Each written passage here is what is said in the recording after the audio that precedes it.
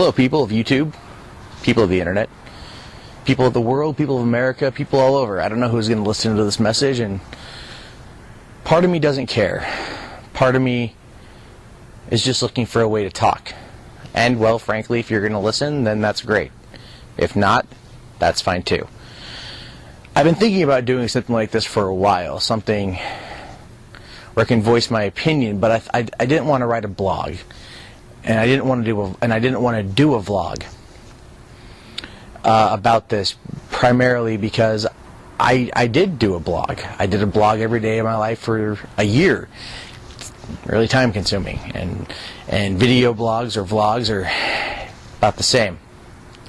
So I bought myself one of these digital voice recorders, a $15 lavalier mic, and figured I would just address this in the simplest way possible, by just talking. I hope that all of you out there listening can take something from this, something, whatever you want to take from it, be it good, be it bad. Just know that these are my thoughts and these are my opinions, and they don't reflect the views or beliefs or opinions of anybody else but just me. For the sake of this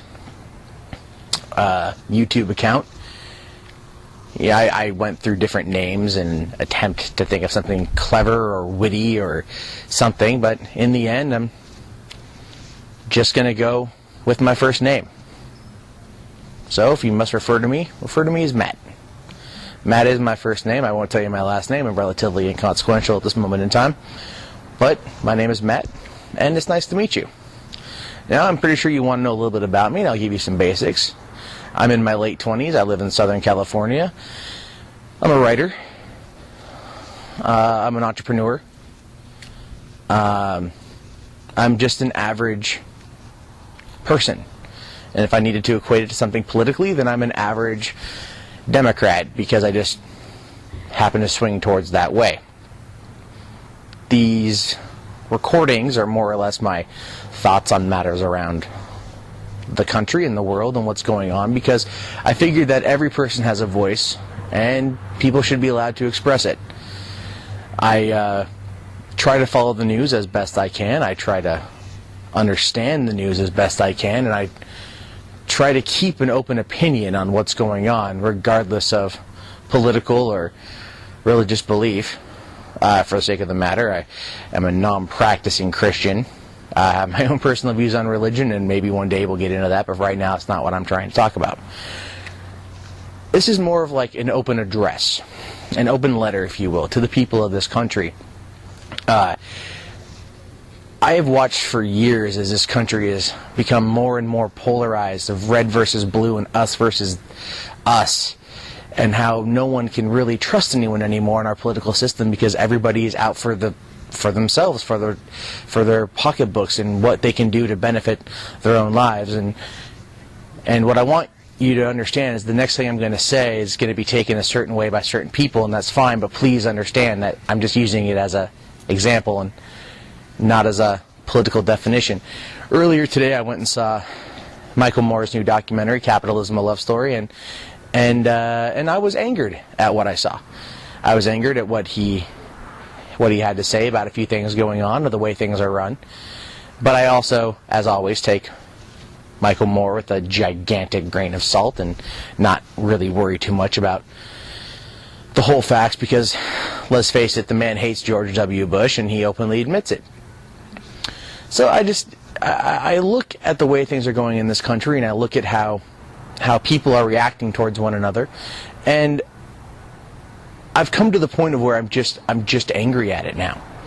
I'm angry at it because people aren't understanding that it's not as black and white as they make it to be. And I'm not exactly referring to the color of a president. I'm merely saying that people either view it one way or they don't. Take, for example, this coworker of mine, good friend. I like the guy quite a bit. He came to me one day and he said, "Matt, I want to make a photo. I want to make a picture of the United States, the flag, American flag. And on the American flag, I want there to be a giant Trojan horse with a little ladder coming out the back. And I want there to be a little Al-Qaeda out there, and Osama bin Laden, and then Barack Obama. And I looked at him and I was like, Barack Obama, why would you want Barack Obama? I mean, what the hell? And he just goes, because Barack Obama is the leader of Al-Qaeda. And I had to stop at that and think about that for a second. And before, I mean, well, my first reaction was more or less to strangle him, because that was the most absurd and ludicrous thing I've ever heard in my entire life. But I asked him, like, where would you get that information? Why would you think that? And his response is, because they're all Muslim, and he thinks every Muslim in this world is out for a terrorist plot against God-fearing white men. And that's his belief, and I've really tried to explain to him that that's not the case. And he tries telling me that there's no mention of the word love in the Quran, and I've looked it up, and yes, there is. And I've tried explaining to him that you know, the Islam and Christianity stem from basically the same branch, so they come from the same ideals and principles and beliefs originally, and then of course, you know, through their own writings and dogma, it's become whatever else it's become. But it just dawns on me that people are like this. And then I asked him, like, well, where do you get your information? And he tells me he gets all these emails from people and all these updates from his friends and everything. And I asked him to start mailing me all of these, and he does, and I get them and I look at them, and then I go and I disprove him. So, you know, that's just one example of the amount of misinformation, non-information, and pure ignorance that a lot of people in this country are showing. And my main thought on this is the teabagger event from September 12th. You know, so I was really hooked on that, because I was watching the coverage. I was watching a lot of the people posting YouTube videos and trying to look at both sides and see why people were there. And it dawned on me that the people who were at the libertarian march were there because they wanted something different. I can respect that. I understand that. But I remember a lot of people I saw that they all kept saying the same thing, that they were there because they wanted to tell their grandchildren that they had done something to make change in this country. And no, that doesn't mean voting for Barack Obama, because in fact all of them there hated Barack Obama. But they wanted to do something to make a difference, to make a change. And to that I have to call bullshit. Because I'm sorry, it is my personal belief that to make a change, you must start small. Marching on Washington with 70,000 people, not 2 million, I'm sorry Glenn Beck, but you're a fucking moron, is not the way to do it. Marching on someone for a day to go, we want change. Well, what are you doing to achieve change? What are you doing to promote change? What are you doing to benefit the lives of others? What are you doing? And by showing up and making a sign and rattling your fists, which, I'm sorry, the Teabaggers logo looked a lot like the same kind of people's fist from communist Russia, so whoops. But, you know, I'm just saying that. It's like, what are they doing that's different? Why should I care what they have to say? As if you're listening to this, why should you care what I have to say?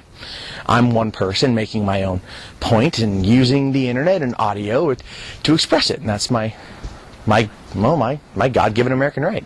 And I'm proud of that right. And, you know, I would like to say that I don't want any of these recordings to try to say that I'm anti-American or that I'm pro-fascism, socialism, or communism, because I'm sorry, people, those are three separate things that you keep confusing as the same. So it doesn't work like that. It doesn't work like that at all, actually. I only label myself as a Democrat because that is what I most closely resemble when it comes to registering to vote. And when I was running for governor of California in 2003, which I did, at the age of 21, I had gone under the Democratic name. And of course, over the years, my views have changed and separated themselves from the Democratic Party. But I'm consider myself more of a liberal than a conservative. And so, if I had to label myself, I will use the same example I use when I describe this to my friends. I view myself as an American. and I'm part of the American Party. And I know what you're thinking, that's probably some bullshit cockamamie idea, but hear me out. I believe in doing what's right and what's best for this country. Not for the individuals exactly in it, not for certain groups or certain special interests or whatever, but for the general overall betterment of this country all the way through.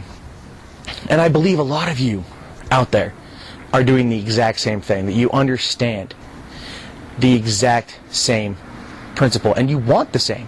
You want to be able to say that you're proud of your country, and that you're proud to be here, that you're proud to be an American.